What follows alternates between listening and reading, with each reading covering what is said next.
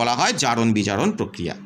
ঠিক আছে, এবার সালোক সংশ্লেষের আলোক দশা ও অন্ধকার দশা। এবার এই সালোক সংশ্লেষকে আমরা দুটো ভাগে ভাগ করছি, একটা হচ্ছে আলোক দশা বা লাইট ফেজ, আর একটা হচ্ছে অন্ধকার দশা বা ডার্ক ফেজ। এটাকে বলা হয় আর একটা কথা আলোক নিরপেক্ষ দশা, অর্থাৎ লাইট ইন্ডিপেন্ডেন্ট ফেজ। ইন্ডিপেন্ডেন্ট মানে নির্ভর করছে না, তাই আলোক নিরপেক্ষ দশা, আর এটাকে বলছি লাইট ডিপেন্ডেন্ট ফেজ বা লাইট ফেজ। এবার দেখো আমি তোমাদের বোঝার সুবিধার জন্য দুদিকে ছক করেছি। দুদিকে ছক করা আছে কিসের জন্য না, দুদিকে ছক করেছি তোমাদের বোঝার সুবিধার জন্য। ভালো করে দেখো, প্রথমে উপাদান লেখা আছে কি কি লাগে আলোক দশা করতে গেলে, এখানেও দেখো অন্ধকার দশা করতে গেলে কি কি উপাদান লাগে। ভালো করে মন দিয়ে মনে রাখো, উপাদানের ক্ষেত্রেও 5টা জিনিস লাগবে, এটা আমি তোমাদের বোঝার সুবিধার জন্য সহজ করে দিয়েছি 5টা। আবার এখানেও অন্ধকার দশাতে উপাদান দেখো 5টা লাগবে, দেখতে পাচ্ছ 1 2 3 4 5, এখানেও 5টা মনে থাকবে। তাহলে উপাদান কটা লাগলো? 5টা। বিক্রিয়ার পর্যায়গুলো কটা হবে? 5টাই ধাপে, এখানে 1টা 2টো 3টে 4টে 5টা। আবার এখানেও দেখো 1টা 2টো 3টে 4টে 5টা, তাহলে 5টা 5টা 5টা 5টা। এবার কি লাস্টে তৈরি হবে উৎপন্ন পদার্থ?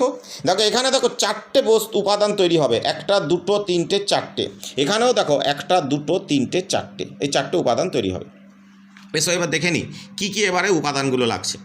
দেখো উপাদানগুলো লাগছে প্রথমে সূর্যালোক, জল, আলোক দশা মানে সূর্যালোক, জল, ক্লোরোফিল, এনএডিপি প্লাস, এর পুরো নামটা শুনে নাও, nicotinamide adenine dinucleotide phosphate, nicotinamide adenine dinucleotide phosphate, আর এডিপি তো আগেই বলেছি অ্যাডিনোসিন ডাইফসফেট। এই 5টা উপাদান লাগলো। আর অন্ধকার বিক্রিয়াতে এবার তোমাদের মনে প্রশ্ন আসতে পারে যে অন্ধকার বিক্রিয়া কি তাহলে স্যার রাত্রেবেলাতে হবে? না, রাত্রে নয়, সূর্যালোকের অনুপস্থিতিতে। সালোক সংশ্লেষ তো দিনের বেলাতে হয়, তো এবার সূর্যালোক যদি সূর্য অস্ত চলে যায় কিন্তু তো আলোর তেজটা থাকে, তাই সেই জন্য আলোর অনুপস্থিতিতে ঘটবে, কিন্তু অন্ধকারে নয়। তাই এখানে কি কি লাগছে? এই অন্ধকার দশাতে লাগছে কার্বন ডাইঅক্সাইড, আরেকটা উপাদান যেটা ছিল, 3টে উপাদান এখানে হয়ে গেছে, সূর্যালোক, জল, ক্লোরোফিল, আর এখানে কার্বন ডাইঅক্সাইড 4টে হয়ে গেল। এছাড়া লাগবে কি? NADPH2। NADPH2 মানে হচ্ছে হাইড্রোজেন যুক্ত হয়েছে মানে বিজারিত nicotinamide adenine dinucleotide phosphate, ATP adenosine triphosphate. এবার RUBP, এর পুরো নাম হচ্ছে রিবিউলোজ বা রাইবিউলোজ বাইফসফেট, রাইবিউলোজ বাইফসফেট হয়েছে। এরপর বাইটাকে তোমরা বিষও বলতে পারো, রাইবিউলোজ বিসফসফেটও বলতে পারো। আরেকটা হচ্ছে রিউবিস্কো বলে একটা উৎসেচক, যার পুরো নাম হচ্ছে রাইবিউলোজ বিসফসফেট কার্বক্সিলেজ উৎসেচক, রিবিউলোজ বিসফসফেট কার্বক্সিলেজ উৎসেচক। তাহলে এই 5টা উপাদান লাগলো। এবার দেখো বিক্রিয়ার ধাপগুলো এক এক করে এবার একটা শুনে নাও, তারপরে এগুলো বর্ণনায় আসছি। দেখো বিক্রিয়ার পর্যায় প্রথমে আলোক দশার ক্ষেত্রে প্রথমের যে ঘটনা ঘটবে সেটা হচ্ছে সৌরশক্তি সূর্য থেকে যেটা আসছে সেটাকে আবদ্ধ করতে হবে। তো সেই আবদ্ধকরণের মাধ্যমে যখনই আবদ্ধ করছে কে? ক্লোরোফিল করছে। সেই ক্লোরোফিলটা কী ছিল? নিষ্ক্রিয় ছিল। সে নিষ্ক্রিয় ক্লোরোফিল সূর্যটাকে আবদ্ধ করে সে সক্রিয় হলো, তাই এটা প্রথম পর্যায়, সৌরশক্তির আবদ্ধকরণের মাধ্যমে ক্লোরোফিলের সক্রিয়করণ। নাম্বার 2 হচ্ছে জল যেটা ছিল সেই জলটা আলোক বিশ্লেষণ হবে, অর্থাৎ সূর্যালোকের উপস্থিতিতে ভেঙে যাবে, এটাকে বলবো জলের আলোক বিশ্লেষণ। 3 নম্বর পর্যায়ে কী হবে? NADP প্লাস যেটা দিয়েছিলাম, অর্থাৎ নিকোটিনামাইড অ্যাডেনাইন ডাইনিউক্লিওটাইড ফসফেট, এটার বিজারণ ঘটবে। তাহলে বিজারণ ঘটা মানে কি? আবার বলছি, হাইড্রোজেন যুক্ত হবে। আর 4 নম্বর পয়েন্টে কী হবে? অক্সিজেন উৎপন্ন করবে, এটা হচ্ছে 4 নম্বর পয়েন্ট।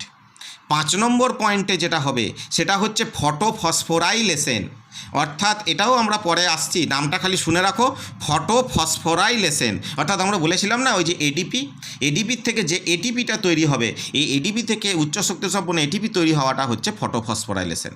তাহলে এই 5টা পদ্ধতি হলো। এবার এখানেও দেখো অন্ধকার দশাতেও 5টা পদ্ধতি আসবে। কি কি?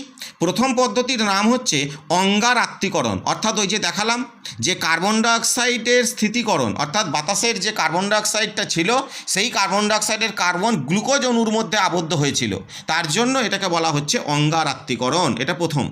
2 নম্বর ধাপে কী হবে? PGA, এর পুরো নাম বললাম ফসফোগ্লিসারিক অ্যাসিড, ফসফোগ্লিসারিক অ্যাসিড, এর থেকে তৈরি হবে ডি মানে ডাই জুড়ে দাও, ডাইফসফোগ্লিসারিক অ্যাসিড, এটা দ্বিতীয় ধাপে তৈরি হবে।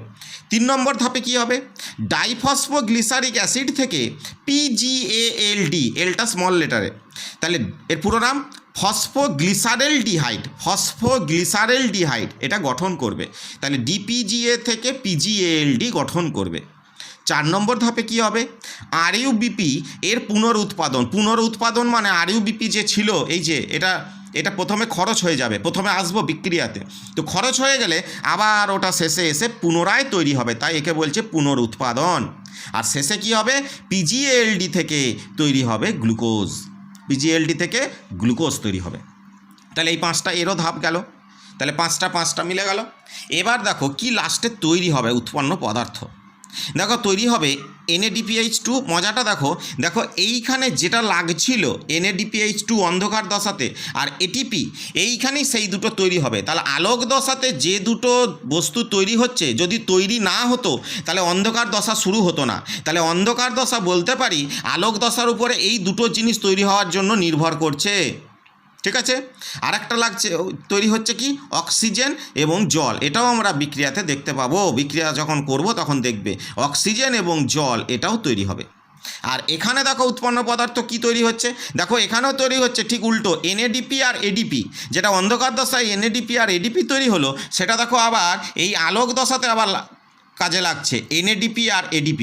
তাহলে আমি বলতে পারি যে অন্ধকার দশায় যেটা তৈরি হচ্ছে NADP ADP, সেটা আলোক দশায় ব্যবহার হচ্ছে। তাহলে আলোক দশাটা আবার অন্ধকার দশার উপরে নির্ভর কেন না, আলোক দশাটা অন্ধকার দশার উপর নির্ভর এই জন্য যে অন্ধকার দশায় যে NADP এবং ADP তৈরি হয় সেটা আলোক দশায় ব্যবহৃত হয়।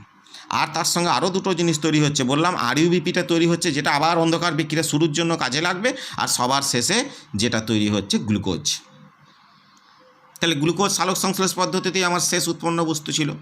তাহলে আজ এটা থাকলো, এর পরের ভিডিওতে আমি সালোক সংশ্লেষের আলোক দশা এবং অন্ধকার দশার বর্ণনাটা আমরা তোমাদেরকে বোঝাবো। তোমরা সকলে সুস্থ থেকো, ভালো থেকো, বাড়িতে থেকো, সাবধানে থেকো।